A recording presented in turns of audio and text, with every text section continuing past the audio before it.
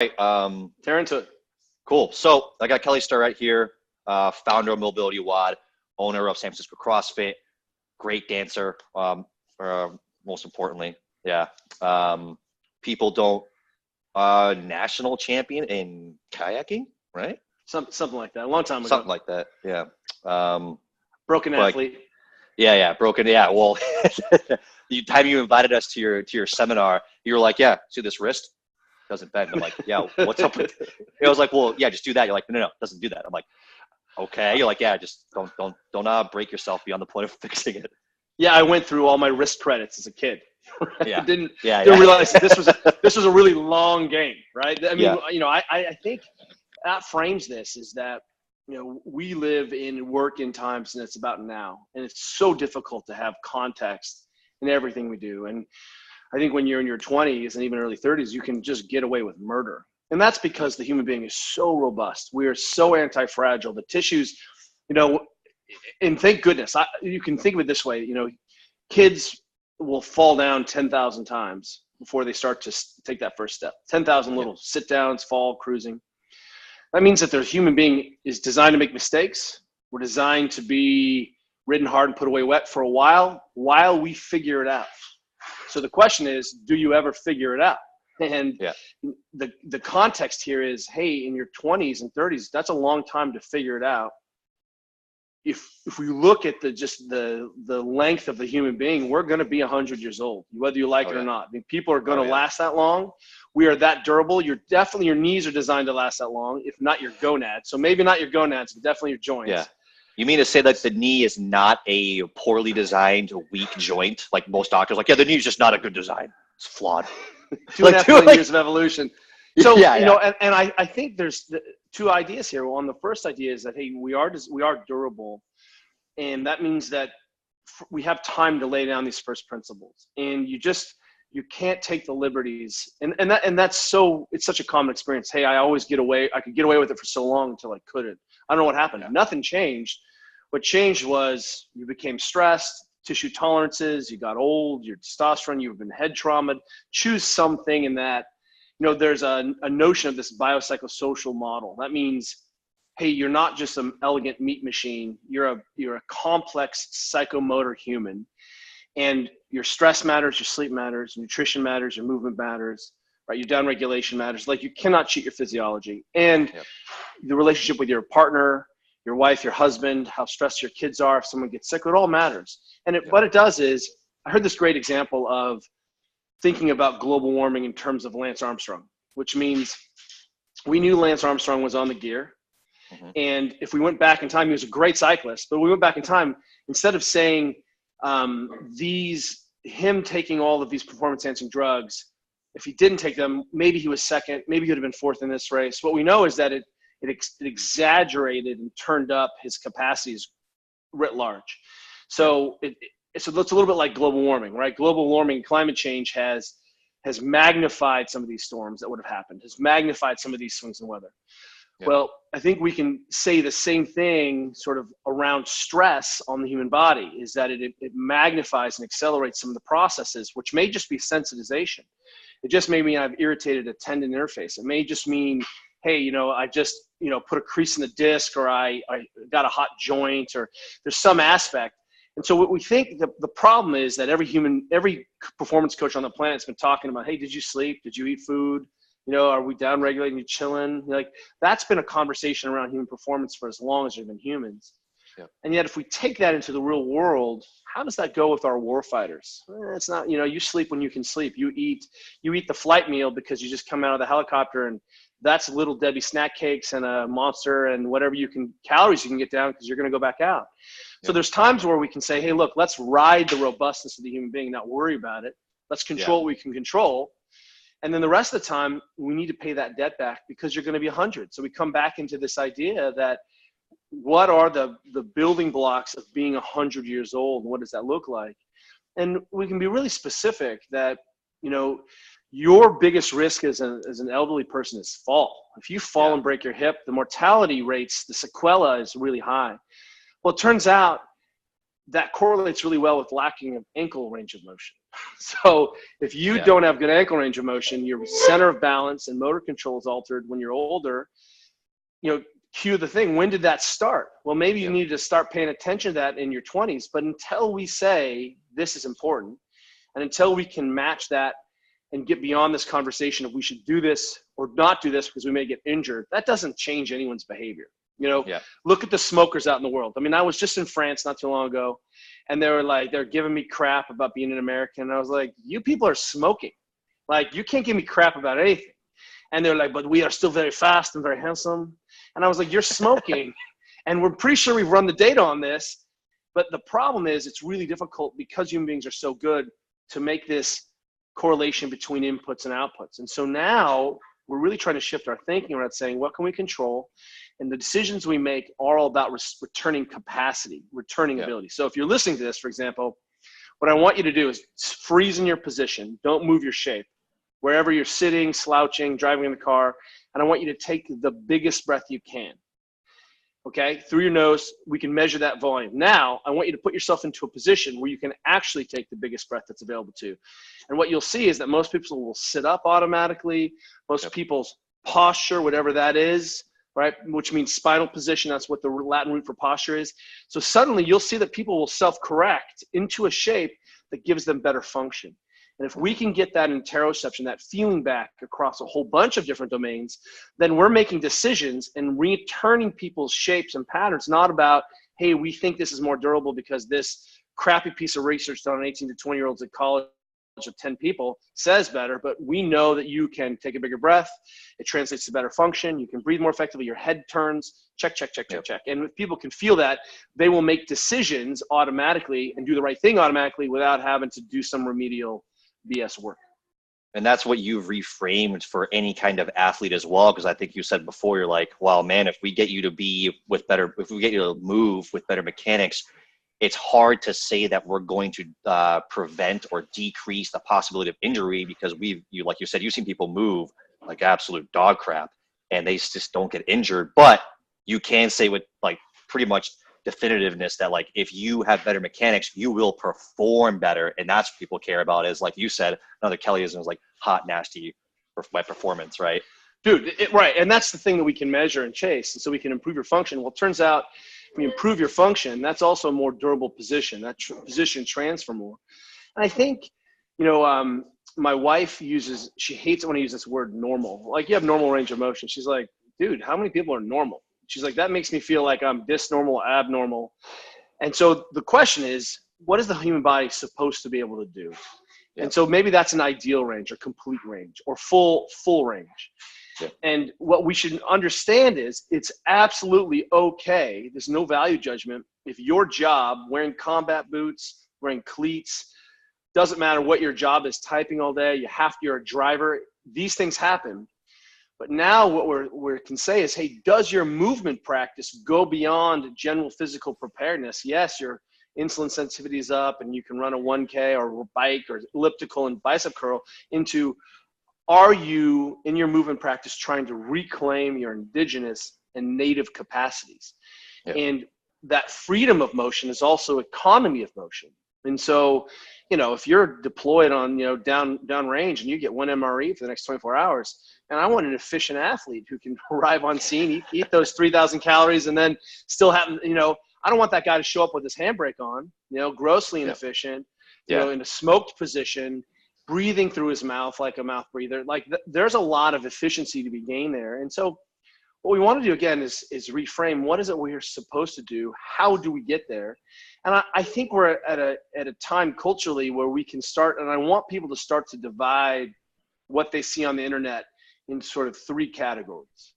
One category is GPP, general physical preparedness, which means I have some base metabolic skill, I have some base strength, I'm fitnessing, and that's what we call it, fitnessing, right? If you can't do 10 push-ups, I don't care how elite you are, you can't do a pull-up, what the hell are we even talking about, right? That's GPP. But now the second category, and technique matters, but we're going to just need to practice a lot there, right? That's what that young skill is. The second category is what we call sports preparation. And sports preparation means that I'm moving in ways that translate better to sport, to application, that I jump and land with my feet straight so that I can run with my feet straight, so that I can generate better stability through the hips, so that my running is more effective. So, right, that there are principles underlocking some of the movement that translate universally in coordination and skill to all other movements. So we define, for example, best athlete as which athlete can pick up the new skill the fastest. Yep. You've had girls that you know who are like, backflip. I've never done that before. Boom, backflip. And you're like, what the hell, right? They can pick up the new skill. You can present them with a new problem, and they can come up with a motor solution to that problem on the spot. And you're like, dude, you've never seen this obstacle course. And they're like, Dune, like Paul Atreides and Dune, that seemed the right way. So here's the key is, what is it about those preparations? It wasn't the size of the engine, certainly. Just because they could front squat or they could do 10 pull-ups didn't mean they could transfer. So sports preparation starts to be a little bit more specific in coordination and looking at open skills. It turns out that flexibility or mobility or range of motion is one of those premier characteristics that could limit power, force, cardiorespiratory capacity, metabolic capacity, right? You just can't get into shape. You're highly inefficient. Yeah. So it's important. That last category is what we call sport-specific training, which means if you're deployed on the line, what we should be doing is training specifically for your job, making you maybe sacrifice from your general physical characteristics, fitnessing, maybe even sacrificing some of your sports-specific skills so that you can do this job. And then my training also not only makes me better at my job, but is restorative just enough so that I don't become so specialized I become injured, right? So that means that if I have swimmers, how much do my swimming sprinters need in terms of cardiorespiratory capacity training? I'm going to give you a hint, 0. What they need to do is become more coordinated. They need better learning. So sports-specific training supports sports. Sports preparation creates movement languages that are universally applicable. So when I'm deployed or I'm in a sport, my training looks a little bit different than when I come back and say, okay, how do I broaden my palette and template? Don't confuse GPP. And so when you see people fitnessing on Instagram, it doesn't matter. And guess what? It doesn't apply. And that's what we've been doing. If my body looks good, man, it sure doesn't always work that well, right? And there are always outliers in there. But when we begin to see that, we can start to say, hey, what's really important here? What are the signatures of how good movement happens? And now what we've been trying to do for the last decade is say, hey, look, we have a model that we proposed about how the spine works, about how we think about movement around the spine. When we see spine deflections, we have a model of how the shoulders and hips work. Turns out that these models of movement help us explain what we're seeing. They help us predict that sports preparation, those motor patterns into actual sport and performance, so we can predict those movement patterns. And more importantly, we can begin to layer in what we call movement compensation looks like. So if I see someone moving inefficiently, I have a template to predict that, and I can adjust it, and then I can ask why. So that's the key. As we go from GPP to sports, the error that we're allowed to make gets smaller and smaller, and we want to be a little bit more sophisticated in how we're solving these problems and what applications we are. And so things become more important down that funnel chain.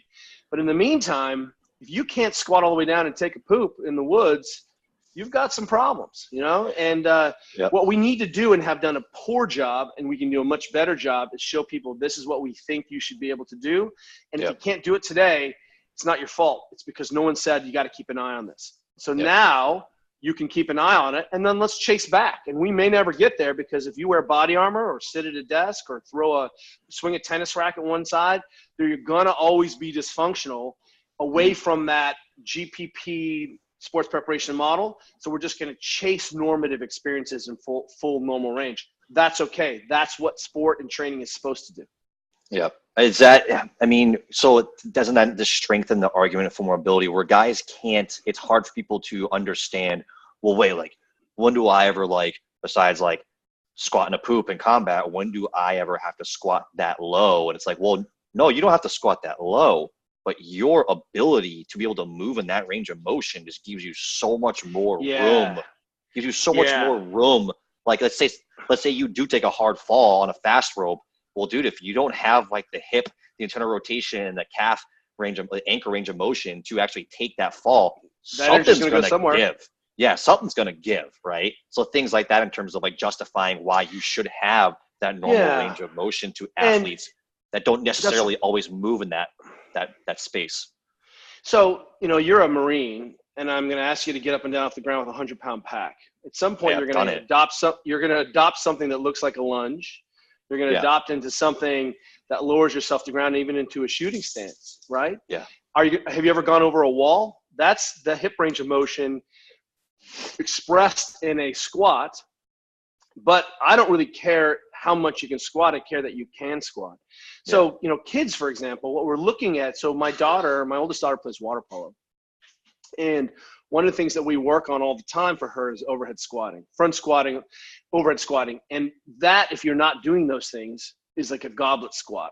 Or if you're not doing that, is code for, can you squat up and down with your torso upright, which looks like how I would guard someone in basketball, which looks like how I would tackle someone, which looks like if I handed you a sandbag from the ground and you had to stand up, you wouldn't bend over and have that sandbag drop off your chest. You try to keep your torso upright. So that's a pretty good movement that trains squatting with upright torso. And so what you'll see is you go into the literature and you talk to the master coaches, they'll say things like, hey, I really prefer front squatting because it allows us to express better range of motion, and we have to have more skill at the hip and the ankle to squat with the torso upright. And that transfers to more sport. So we do that a lot. We've been doing that her whole life. She's pretty good at it. She goes and plays water polo at a tournament, and the normal goalie isn't there. She jumps in as goalie the first time, and two things happen. One is that the ball starts coming, at her, and she's never played goalie in water polo before, but she's been playing volleyball her whole life. So she has this pattern recognition of understanding, anticipating.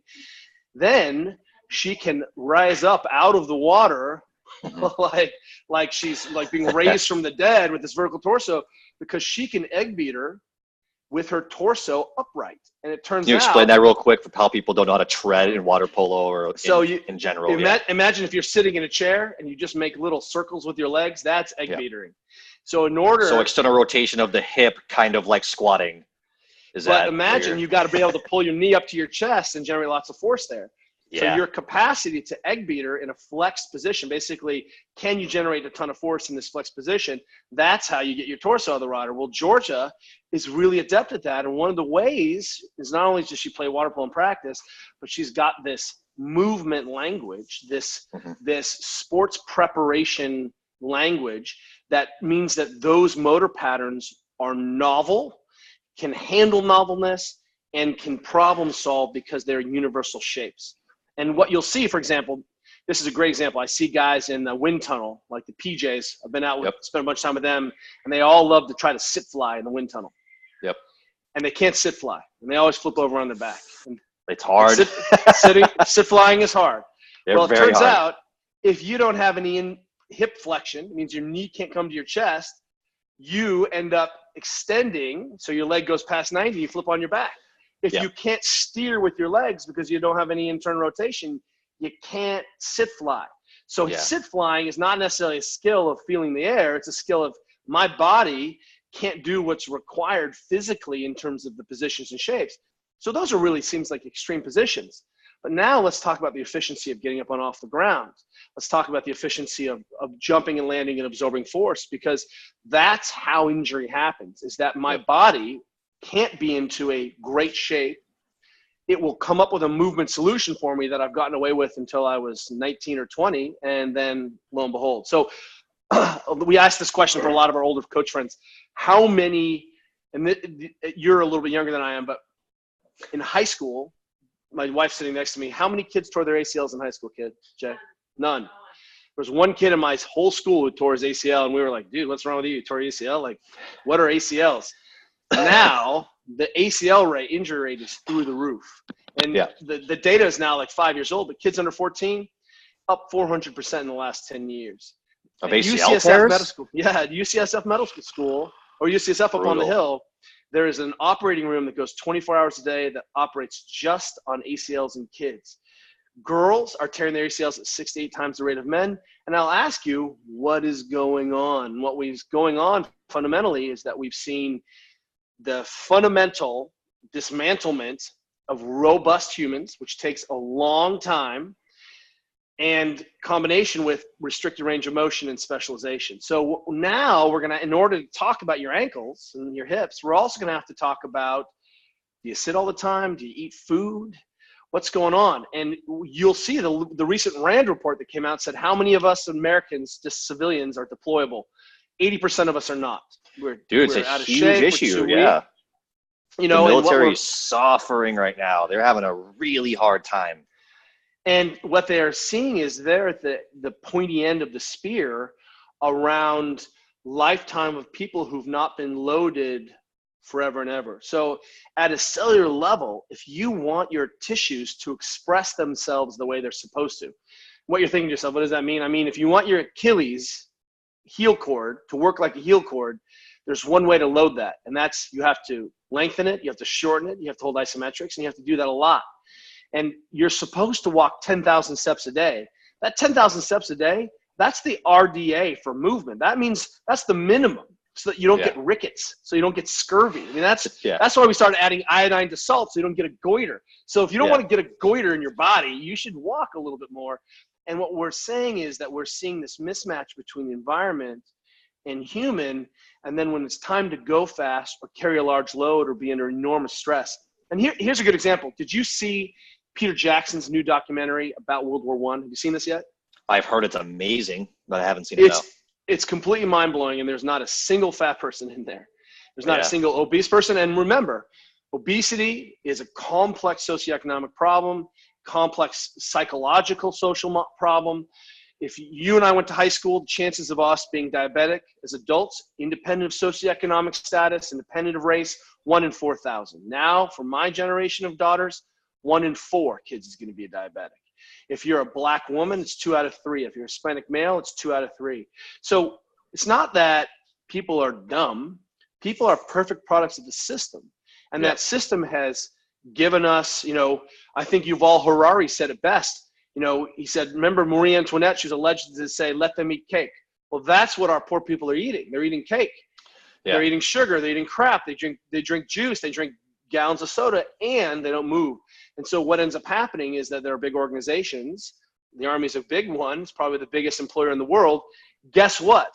They're responsible for all of this dysfunction. So what we're going to have to think about if we're going to untangle this is, A, whose responsibility is it? Where do we begin to put these interventions? People forget that what was the presidential physical fitness test? That was all about John F. Kennedy creating a readiness for people to go to Vietnam and Korea after Korea, realizing, holy crap, our kids aren't ready. And if you read Mobility of a Nation, Soldier's Load, people have been talking about being prepared and having a generation of kids who have been ready more ever than this is the time. So what we need to do is be able to take this big funnel, come back to basics and say what's important. And what's important is, am I eating foods? Am I eating whole foods? Do I walk? Do I sleep? Do I have a means to downregulate and turn off and deal with my stress, right? Do I feel safe at work? Am I in a team, tribe, community? And now we can have the next conversation. And I think what we want to do is go to Instagram and get the abs and performance. And I know enough mutants that, you know, you can cheat that way. But the other thing is that these capacities and skills are a lifetime's work. And that's okay. It's okay to say it's going to take 10 years to develop this. That's tricky, but the truth. Yeah, but if you, like you said, it's not really their fault, especially when companies like Coke and Nestle are spending millions a year trying to get you to eat or drink as many of their products as often as possible, and they're shelf stable, so they're going to last for years. So put out the healthiest thing for you. And how about this? Addictive and delicious. Yeah. And so it's biochemical addiction. Yeah. And I think that's when we get to the bottom of some of these things, it's not an accident that porn, social media, sugar, all of these things tap into our animal brains. And we have to recognize that our power against them, especially when they're deployed as psychological warfare, and do not kid yourself, the war that we're in is about money. That's the war we're in. And And, you know, it's not an accident that sugar cell, you know, in order to get your beverage on the market, let's say you had a small beverage that you were trying to get out there, you'd probably spend between $4 and $6 million a year just in the right to license, to put your drink on the shelf. So people are fighting for this. They've commoditized it, the science around it. And what we have to come back to is, again, nothing is evil. Nothing is bad. Sugar is delicious. Should you eat sugar every day? Are you exercising? Are you sleep? Are you rested? Because one of the things that we try to get to the bottom of, my wife and I, is helping people understand that we need to look at these things and through the context we're talking of people's lives, right? So we had a friend who is a very high performer.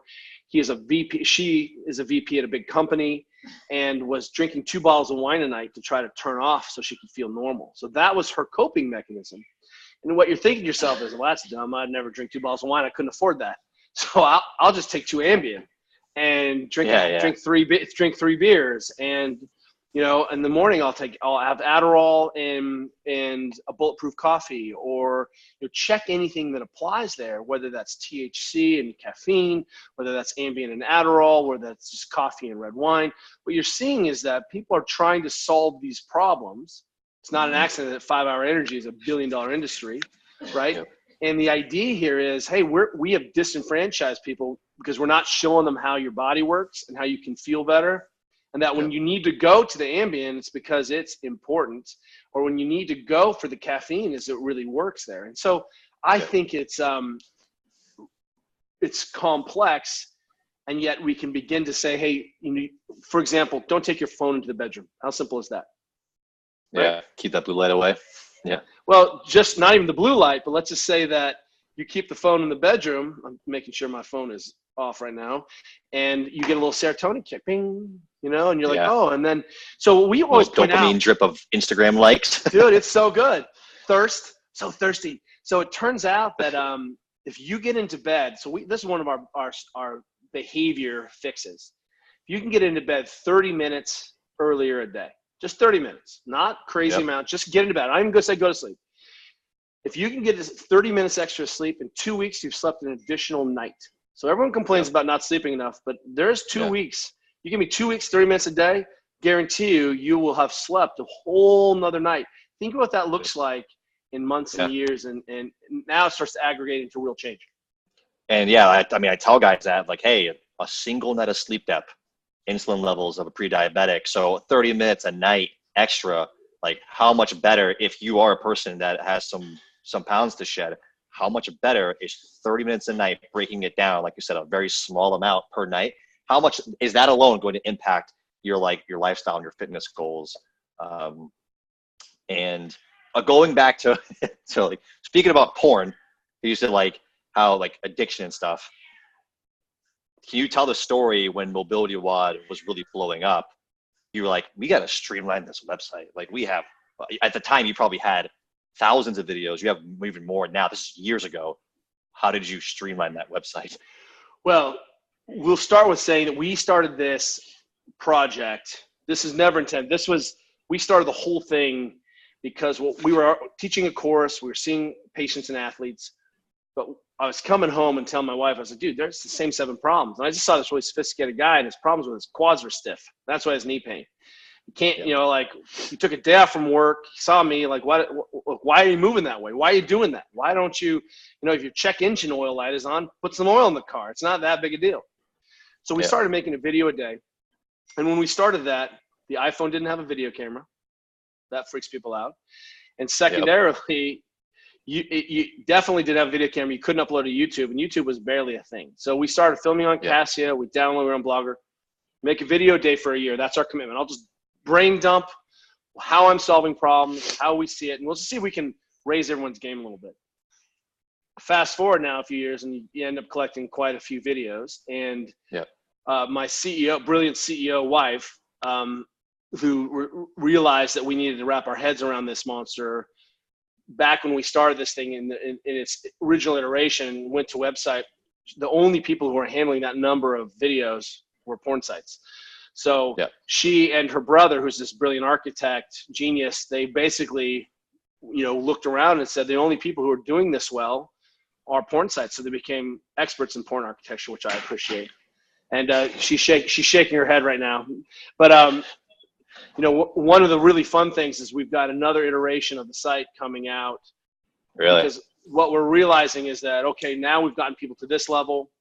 We need to bring the people who are not users up to speed quickly, and then do a better job streamlining content and giving people recipes who are experts so they can chip away at it. So we're getting better at our jobs and spending a lot of time trying to serve this population of people who are saying, okay, I am going to be the agent of change for my unit, for my cadre, for my group, for my team, for my family.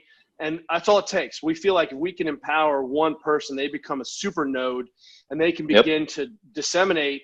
And that may be the combat medic, that may be a local physio, that may just be a coach. We believe that if we have a fundamental conversation about pain versus injury, and I ask you, do you have pain?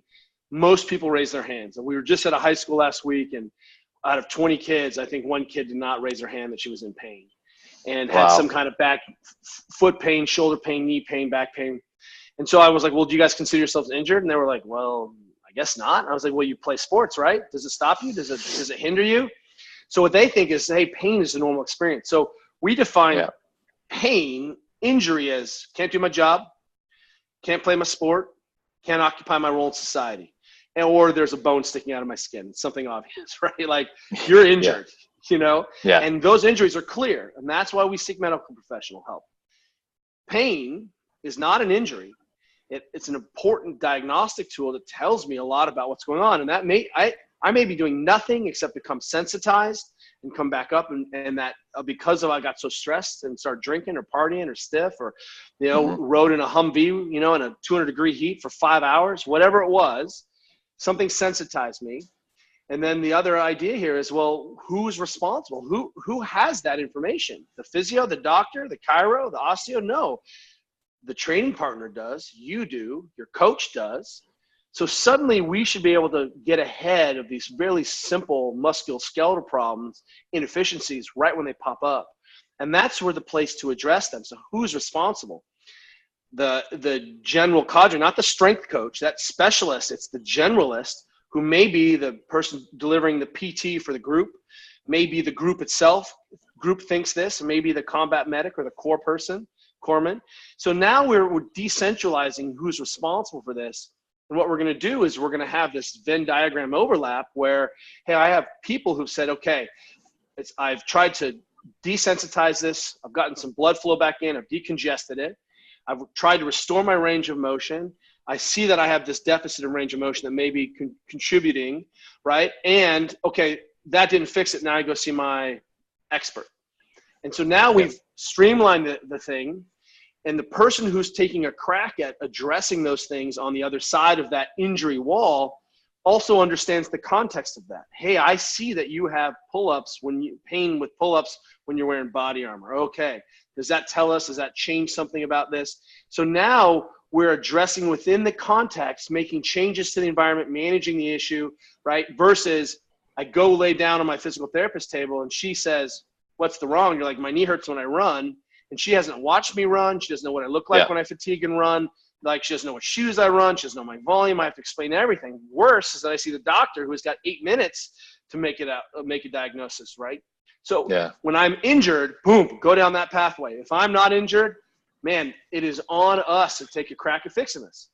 Yeah, I keep telling people, I'm like, people go to doctors, I'm like, yeah, my knee hurts. I'm like, dude, your doctor isn't like a PT. Your doctor, like, they know like things of the body, but like if they saw you running, they'd be like, don't run so much, you're getting old. You're like, well, I'm looking at your feet right now. You're coming valgus every time. You're wearing these Hokas, which are these giant heels. So your Achilles heel is not being lengthened, right? Like you're just running on a giant pad. But like, yeah, you're unwinding your knee every friggin' time you step, and you're like driving with the e-brake on, right? It's like that people just expect too much from doctors. Doctors are phenomenal. They learn a lifetime of information in a matter of years, but like they're there to bring people who are about to die and just bring them back to like sedentary normal. Pathology, injury. pathology, injury, pathology, injury. That's why I see a physician. Yep. I have a growth. I have Yep. cancer. Something's wrong. Yep. I've got an infectious disease. I've been shot. I've been in a car accident. Bones sticking out. You want your doctor's my friend. My father's Yep. my physician. So is my grandfather.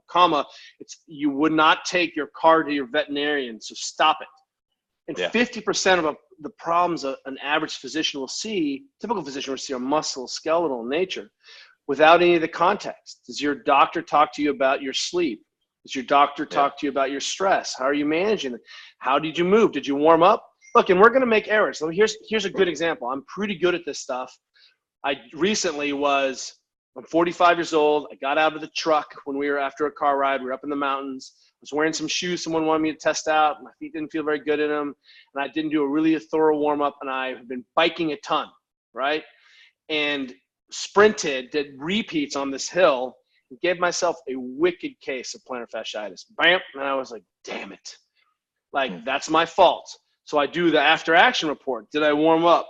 Nope. Was I adding a ton of volume on something else, keeping an eye on stiffness? Nope. Right? Was I wearing the right shoe? Nope. Like, should I have did I get some pre-contact cues that was about to happen? Damn right. And now I'm like, oh, look, everyone can make mistakes. I have an action. So what do? I have a way of putting the flames out, restoring my motion, keeping my function. I'm not injured. I have sensitized the tissue. I've created some kind of pain result from this incomplete mechanic or challenged tissue. It's not the end of the world, but I better have a plan. And that's the thing we've done to people. We've said, oh, just ignore it. Hope it goes away. Don't use it. Don't have a plan. We don't trust you with the plan. Wait until we give you these non-steroidal anti-inflammatory drugs or have to do surgery or ultrasound. Right? Dude. As we say, there's another step between the squat rack and the doctor's office. There's another step between the track and going to see the chiro. There has to be. And what we haven't done is put into context what good movement practice looks like. So we're going to squat today. We're going to front squat and run, and we'll do some pull-ups. Okay, that's our main piece that we're doing, right? Those things, however you want to do it. You don't believe in front squatting, great. We're going to swing kettlebells and something else. But your warm-up is your chance to touch shapes and positions and ranges that you may or may not use today, but they may or may get used somewhere in some time. So you want to keep an eye on those things. And suddenly you can use this magic hour in the gym to be doing some animal flow, crawling, skill, play development, coordination, exploration of end ranges. That's what that's about. It's not just about, can we get more volume in, more supersets, another tiny WOD on the top. And when we begin to repurpose what that magic hour in the gym training looks like, it's not just let's run another 8-minute mile and do another 200 push-ups. We can get a lot more sophisticated. And in that real time, all the training we're doing gives us an opportunity to be curious about why we're inefficient or what's going on, because that's a moving target. Because if you don't believe me, fly to San Francisco, take a red eye, sit in the coach seat all night, be hungover, and we'll just see how well you move the next day. I guarantee you it's a moving target. That's a perfect example of people just want to do more work. I'm like, think about this though. How much more work you guys are like Marine, like CrossFit, military, law enforcement, like you're in shape. How much more do you have to do? How much more work of running or working out you have to do to get a minute off of this run time? Oh, a ton. Okay. But what if you spent 5 minutes drilling like your Achilles heel and getting more capacity so you can like put more power out? And I give an example. I have a friend a long time ago. He was just genetically gifted, muscular. He could squat 185 because his mobility was so terrible. I was like, dude, listen, we're going to open your hips up. We're going to just floss. We're going to open everything up. So rotation, internal, calf range of motion. Maybe a month later, 100 pounds to his back squat, purely because he had more mobility. He didn't get stronger. He just had the ability to express and create torque because he had more range of motion in his hips. And that took a few minutes a day, right? As opposed to just crushing more and more work in the gym. Be like, let me just put more work in. It's like, dude, but what's an easier route here? Like putting more work in, and then obviously you're stressing the body more. It takes more calories. It takes a lot more strain, a higher rate of injury because you're doing more work when your tissues can't actually like take that capacity. Or we're going to work on things that we can become more efficient, instantly create more torque and more range of motion in a matter of minutes. And that's what you guys have done. I think you've done an amazing job with, is that piece for people who get it and digest that. Decentralize it so that we have experts all over the planet managing that. Yes. And then, we test that hypothesis all the time. I mean, this is just an open model. So every model has to be explanatory, predictive, and repeatable. And, it also for us has to scale across cohorts. So is this still constant when I'm working with my daughter's 10-year-old team? Is this constant when we're working for, pressurization and intra-thoracic pressure when my athlete is snatching the American record or setting the all-time powerlifting record because we mobilize his hips? We test this at the highest levels of sports that you can imagine, or the gnarliest conditions. Then we say, all right, we know that this works really well. And the issue I can imagine, if you just bumble through your life and you're just kind of in this little tiny movement window, then you're never exposed until suddenly until you fall on an outstretched hand. So when people fall and they fall on an outstretched hand, and some people dislocate and some people don't, that's less mysterious to us. When you develop a shoulder impingement because you had to go for a swim or you had to swing on the monkey bars, all of a sudden that should be less mysterious about why that happened. And so again, as we try to simplify what is arguably, look, the brain unequivocally is the most complex, sophisticated structure in the known universe, period. Come at me. There's nothing more sophisticated. That happens to be attached to a pretty complex body. So now you have this system that is the most complex system on the universe, and you thought you could take some turmeric and cheat to sleep on that thing? Dude, come on. It's a little bit more sophisticated than that. So what we try to do is say, okay, where do we begin? And the physiology and the capacity of the human being have been chased by human beings for as long as there have been human beings. That guy ran the original marathon, and then someone was like, nice time, bro. He died, but he still nailed it, and he ran it, barefoot and killed, So, Thor, Bjornsson, walked the mast, right? There was this huge mast that weighs like 5,000 pounds or something, and he walked it 3 steps or 5 steps. And the record, which was made by a Viking giant like 2,000 years ago, was 1 step less. So what I think to myself is, wow, for 3,000 years ago, 2,000 years, 1,000 years ago, there's some giant eating goat and sleeping and whatever and whole milk and God knows what else. And he walked that thing. That's how all of the drugs, all of the advanced training, all of the rehab, we get one more step. Not saying one more step. That's how long human beings have been fabulous. That's how long human beings have been durable.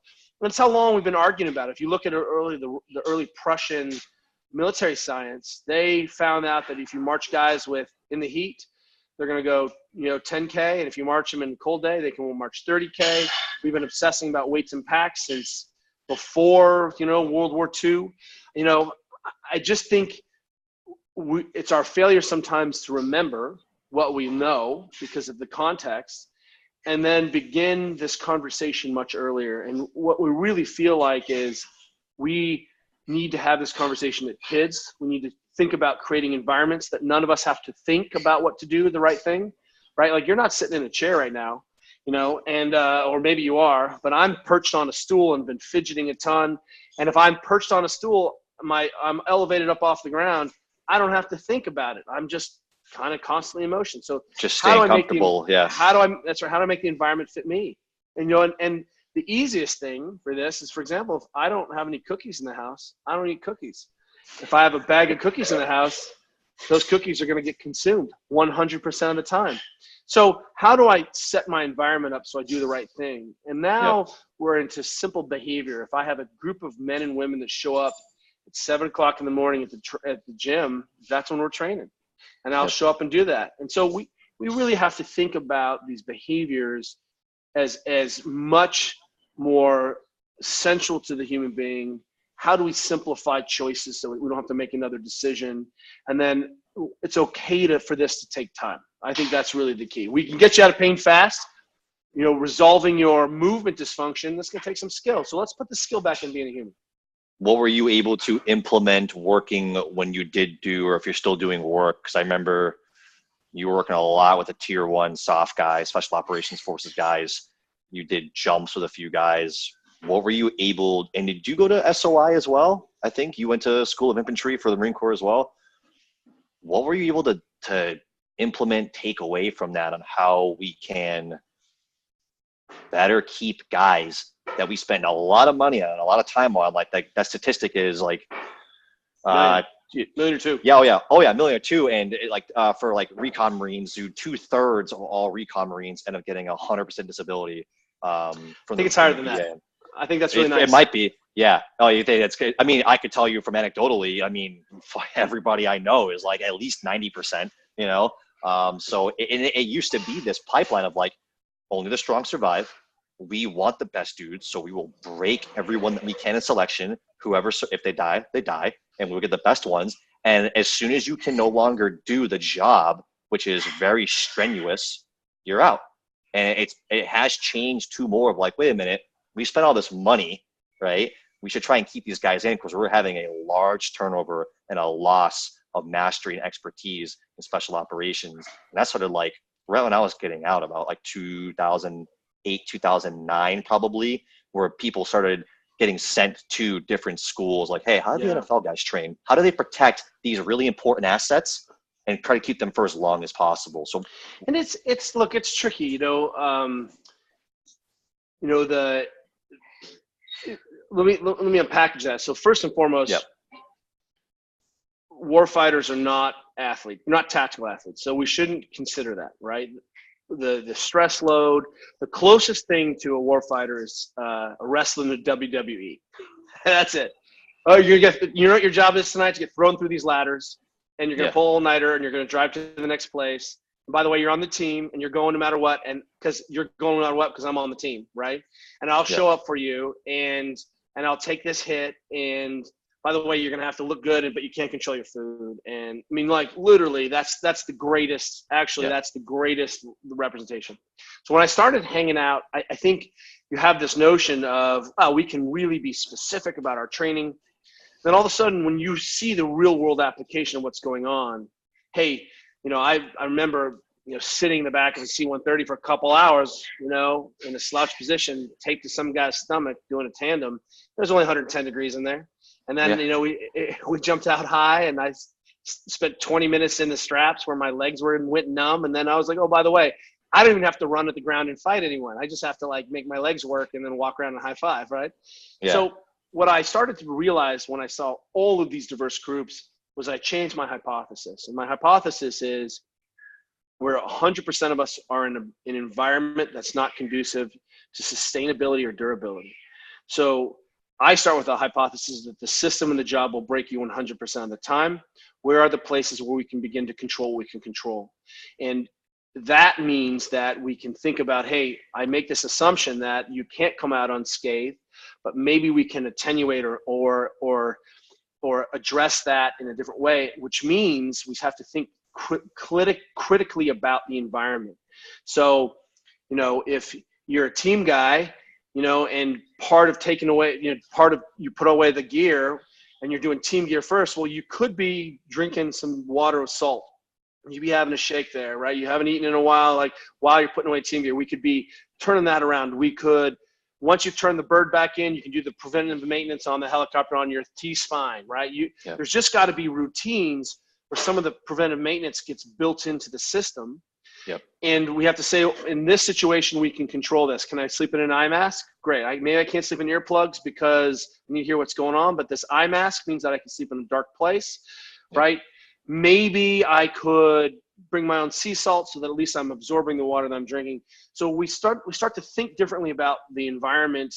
And I got real about the fact that I'm like, well, you know, why does your neck hurt? Well, when you pull 8, 9 Gs and you're wearing an 11-pound helmet, you know, your neck is going to get screwed. And then, you know, I would talk to the Eagle drivers, and they would say, oh yeah, I back off the G turns, turn my head again, come back on the gas, and then get locked into a new position. Come off the gas, turn my head again, lock on. So they basically just take the joints as hard end range as you can. And you can do that for a while. 150-pound head, it's totally fine. It's totally fine. Yeah. Your head weighs 10 pounds, you know, for every inch in front of your body, it's plus 10 pounds. Just do the math. You know, if you're in a rotary wing, what are the oscillations? You know, and you're wearing a chicken plate, you've got that nods, and you know, you're doomed. And God forbid you're not, you know, you're taller than 5'10". So let's just say that the environment 100% of the time doesn't make humans thrive. That means we need to think about how we're preparing people for those loads. That we can't always assume that the things that get us here keep us here. At the end of people's careers, when they're in their 30s, 40s, and 50s, when they're really good athletes, really good war fighters, that's when the tissue tolerances start to come down. What we're learning about overpressure, what we're learning about IED explosions, you rattle that into pituitary, suddenly you don't make as much growth hormone, you don't make as much testosterone, you start to fall apart. You're basically a vampire, because that's when guys go out. So we've destroyed all of the homeostasis around the human being, and we can do that for a long time. What's our plan then? If we can't control that when we come off, then we better have a plan to sort of regenerate or control what we can control on the other side. And what we don't do is sort of see that as continuity. We don't begin to say who is responsible for this, and that means. And I think people are getting smarter. I think, you know, the SOI, Definitely. you know, we came down, there were a bunch of lacrosse balls. They had massive impingement problems. We showed them that they could lay on a lacrosse ball, get that T-spine moving a little bit, and their shoulder impingements dropped to almost zero. And next time I went back, boy, everyone's deployed with a lacrosse ball. And they're like, oh, yeah, we've always done this. I'm like, hoorah. Gosh. Like the Marines can always, you know, they change. So, but in a big organization, the really interesting thing is, how do you make change across a massive organization? And that takes time. And what we've come to believe is that what we call the glacial pace is the breakneck pace. And the seeds we planted with all the young lieutenants and young captains a decade ago, all of those men and women are now in positions of control and positions of leadership. And they are the senior leadership. They're all the majors, lieutenant colonels, and they're driving the change. And now you're going to start to see. So we're going to need a generation of old guys and girls to retire. The young people who come up and say, hey, I think there's a better way, or there's a way where we can not solve the problem, but we can improve the problem. So that's how we come to think about this issue. And it's tricky, you know, but the bottom line is, if something hurts, you should have a plan to make it feel better. And you should be able to ask someone for that help. And that doesn't necessarily mean there's going to be a doctor involved, right? Or a drug. Yeah. And I think you guys have changed the belief that when something gets damaged, it's not like, oh, like my shoulder just doesn't work anymore, I'm just not going to be able to like do these things. I'm like, no. Like, dude, we can fix that to like 99%. I'll take 90%. Of what it was. Like, it's not just dead. Yeah, like you can't just be like, yeah, I'm just gonna go lay in the woods and die now. Like the shoulder just doesn't work. I can't hunt. It's like, dude, like you can fix it. And I am more bulletproof now, even with all the injuries I sustained in service, because of like smashing tissues, opening up shoulder capsules, hip capsules, doing all the things that you guys have put out there. I am more bulletproof now than when I was like 22 and active, right? And that's like the huge thing, is being able to fix things. That's right. And when they pop up or restore things or improve things. And I think the key is that we have to make body restoration, body management is part of the training experience. So many of us don't grow up learning how to eat. Someone teaches us that. This is what human beings do. Like, you need to ask for another serving of vegetables when you go through the chow line, period. Every single time. Can I have more vegetables? Can I have more vegetables? Can I have more vegetables? You know, look, they're going to cap you out on how many servings of meat you get, but you're going to get it. No one it'll always give more vegetables. And we have to train people to ask for that. And we have to train people to say, hey, this is how humans move, and this is how warfighters move, and this is how athletes move, because it gives us better function. Our shooting postures are better, our rotation postures are better. When you enter a room, you don't oversweep, you can rotate better, right?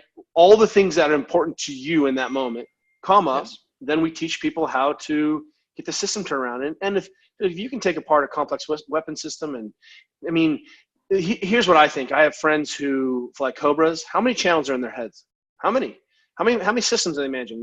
Nine channels of communication, plus a weapon system, plus knowing what's going on, plus, I mean, if we can manage that, I guarantee you should have a solution for when your hip is sore, or when your knee hurts, or when your ankle hurts. So I feel like we have done a crap job, and I'm saying we generally, in terms of human performance and resiliency, of giving those tools and saying, day one, this is what it looks like. And we can start simple and we can get more sophisticated, but by the time you are an adult in your 30s and 40s, you should have a pretty good working plan for how the things work. I'm talking about your body. Yeah. Is that, I mean, you guys have done that with kids too, with schools. Like you implemented the first stand-up, like no sitting school in your daughter's school, right? In the Bay Area? No, not in the Bay Area, in the world. I mean, like it was in the Bay Area, but it was the first school ever where there's no sitting, which is. Well, there's not no sitting. So that's one of those things that gets think. So it's not about sitting versus standing, it's about moving versus not moving, right? Yes. So static. that's right. Not being static in any position. And more importantly, it's about creating an environment where kids can fidget, where they can move. When their body tells them to move, they can wiggle. I mean, I guarantee you got in trouble as a kid for fidgeting because that's who you are. And, you know, what we realized was, hey, man, we'd done Google Talks. We were talking to high performance about, you know, focus and concentration. I mean, someone's got to do a study. If you're listening, take our air traffic control brothers and sisters and have them sit on a stool. So they perch. So they can stand up and work, but they can perch and get off their feet. They can fidget. What you'll see is that mistakes will drop, period, because movement, blood flow to the brain, concentration, focus, anything that matters, you know, will improve. Have you ever been chewed out by a CO? Have you ever been chewed out by a superior? Yes. Does that person sit down while they're chewing you out? Nope. Are you sitting down when they chew you out? Oftentimes, yes. And those are deep psychological warfare tactics going on. You will never have a difficult conversation with your wife sitting down. She will always be standing, pacing back and forth. You will always take the call standing. So what we see is, hey, how are human beings best served by the environment? So let's go ahead and just make the environment. Now we've got 70,000 kids standing in a moving desks. They can sit on the floor. They can perch on stools. We are now 75,000. We're engaged with doing some long-term research with UCSF and Cal Berkeley. And what we think is, hey, we really have an important tool in fighting childhood obesity and creating environments where kids can move more. And what we find, honestly, is that so one of the nice things about tech is that when we were just at this high school recently, every kid has a phone. So every kid has a movement tracker built into the phone. So I say, hey, kids, how much did you move today? And they're like, I don't know. And they're like, well, we haven't moved much because we're at this class. I was like, good, go to yesterday. And we show them how to do that. The girl's like, oh, I moved 3,000 steps yesterday. And I was like, oh, 3,000 steps. You know what your baseline is? She's like, what, 10,000? So here's a kid who's 16 who only moved. She had her phone with her 24/7, I guarantee you, only moved 3,000 steps during the day. So we're movement poor. And then we apply all of our modern training tactics with poor nutrition and poor sleep and things in coming in and wrecking the fundamentals. What we get is a normal expression of the system. So a lot of the dysfunction we see around back pain or knee pain or ACLs isn't outlier stuff. That's just our bodies who can't suddenly put up with our crap anymore and are expressing normalcy in the system. And the problem is, if you're 15 or 16 and you've worn a hole in your joint, that's a problem. At some point, you're going to be 60 and 70. At some point, you're going to be 40. And what we really want to be playing is this long game. Yeah. I mean, I've got 4 herniated discs in my back. I mean, mostly purely from being deployed and hard train ups. That's right. And anybody with that injury will tell you when you re-bulge, re-herniate that disc, guess what's the most painful? Sitting. Because it is just amplified 1,000 times about how bad it is for you to sit, right? Yeah. Well, you need to be moving. You need to rehydrate the discs. People heal. Discs, as you know, it's very, very common. I don't know if you can be a stressed animal carrying a 100-pound pack. You know, the great book Warfighters. Horse Soldiers. The guys went into Afghanistan. Yeah. Afghanistan. Yep. Great book. I think that was Orange Squadron, and a bunch of guys herniated disc, or one guy herniated disc on the horse because he was sitting in a flexed position, knees above his chest, without a hip range of motion. That's energy is going to get transferred somewhere. So what we have to be thinking is, hey, some of these things we can prevent, and some of these things we can attenuate. So let's control what we can control, and then the rest of it, man, that's why we're supposed to have good medical care, because we can get still. It doesn't have to be the death knell of you. It's a difficult bell to unring, but not impossible, as you know. Yeah, I did it. I just ended up moving as much as I could, trying to get back to deadlifting even like just air, the PVC pipe. And I just laid off all the junk food and had to go see a consult for a neurosurgeon. He was like, took me to the MRI. He was like, I don't even know why you're here. What's going on? I was like, they said I blew the disc out. I need surgery. Like, you're good. I don't know what happened from now. You're young. You just be careful. Don't lift things heavy anymore. And that was it. I was like, yeah, just being able to move, it was no NSAIDs, none of that stuff. And it worked, man. I'm gonna have to get more information on that stand. My kid is just like me. If he fidgets, he's so active, any regular school would be like, this kid needs to be on medication. He can't sit still for the life of him. Yeah. But he just wants to move. We've been our kids aren't moving. They don't walk to school. They don't run as much. They just play as much. I mean, every middle school, elementary school gym should look like a MoveNat gym. It really should. Yeah. And it should just be gigantic jungle gyms everywhere. It should just, that's what it should look like. And kids should be just turned loose, like climb as high as you want, jump as high as you want. But, we're going to have to untangle these things. It's a matter of national security. It's a matter of operational security. It's an issue of bankruptcy.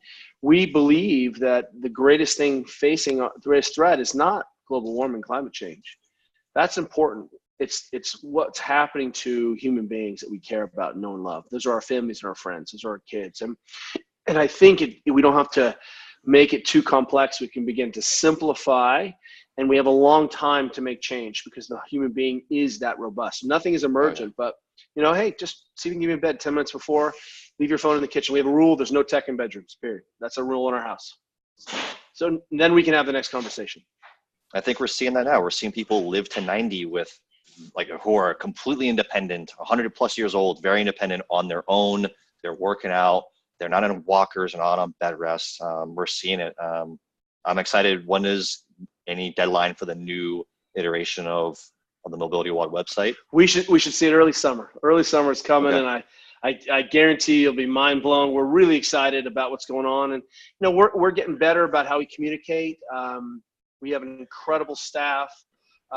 We're becoming better at delivering real world, action, practicable solutions. And we also are seeing a group of people who are really sophisticated. So we're asking that sophistication, those super users, to be able to solve the problems in their community around it. And we really, the real change is going to happen at the top, where we can come top down, but the real power is this decentralized grassroots model. And we're going to have to come from both sides. Okay. Where can what's your last book was about paddling and surfing, correct? That's right. We're working on, we had some new projects. That was Waterman 2.0. It's a little love letter to our group. Juliet, my wife and CEO, published that book, so I'm super proud of her. We are, Stand Up Kids is important. If you're interested in that, check out standupkids.org. MobilityWOD.com, one of the things that we have in MobilityWOD, come take our free trial. But we have courses and, we have, for example, a couple pelvic floor health courses on our site, and the male pelvic floor course outsells the female pelvic floor course 2-1. So what we're seeing is that there's a lot of dysfunction out in the world, and we think that you can take a big crack at solving and improving the system. And then what we also want people to do is we have a daily perform, something to do in the gym, and a daily recover. And if we can get everyone on our daily recover tip, it's 10 minutes. You need a ball.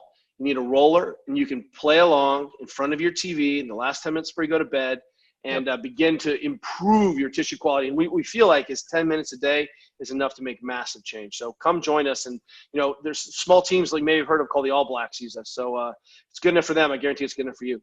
Yeah. When you've had plenty of high-level athletes and NFL, NBA doing that just to wind down. Yes, you need to turn off so you can go to sleep. Yeah, do that. I've got like 9 certs in fitness. I learned more on MobilityWOD, literally about mechanics, about all of movement than all of my certs combined. That's why I tell people how good MobilityWOD is. I'm like, dude, get on there. You will learn more than you ever really possibly could. No offense to those systems, those companies, agencies, but we're lucky. We're innovative. We have a different model. First time that this model has been put together. We stress test it. Supple Leopard, the first half of it is about the model and application. The second half is about restoration of position. Right? Yep. Mobilizations are what we call position transfer exercises.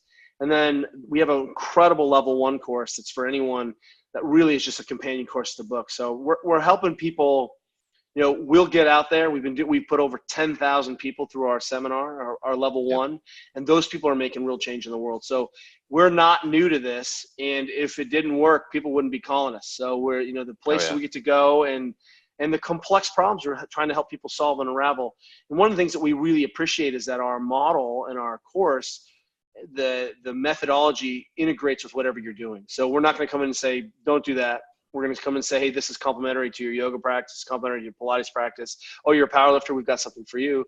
Oh, you're a warfighter or an athlete, we can help. So, I think that's what's really key is that this thing works. So we're at MobiilityWOD. It's MobiilityWOD.com. And, come check us out. Awesome, dude. Thank you for your time. Guys, check out MobiilityWOD.